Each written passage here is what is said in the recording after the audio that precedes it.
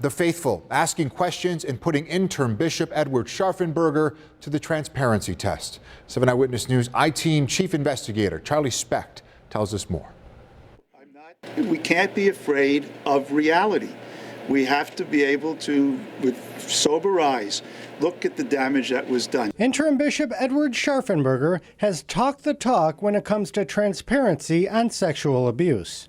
The question on the minds of survivors like former priest Jim Faluzek is whether the new bishop will now walk the walk. And will Bishop Scharfenberger cough up that information that is so needed?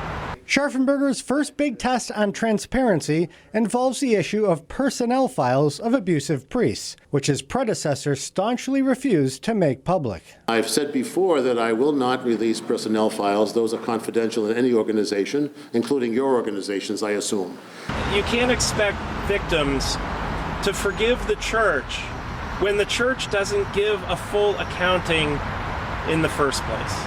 A trove of files has already been released in places like the Archdiocese of Los Angeles. We asked Scharfenberger about the files at his introductory news conference last week. Would you release the secret files of at least the acknowledged pedophile priests? Anything that I possibly can do to help victims in order to have the information they need, I will do. And if it means clarifying our list, putting names up, putting more information, whatever can be done in a way that's transparent and responsible, absolutely.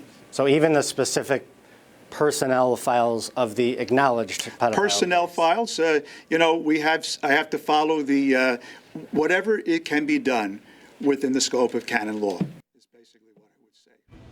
Now, just hours ago, an attorney for abuse victims said that he is trying in state court, to make a demand for the personnel files of 2 pedophile priests, Father Norbert Orsolitz and Father William White. He says the diocese, through its attorneys, is currently delaying that request. Live in the newsroom, Charlie Specht, 7 Eyewitness News.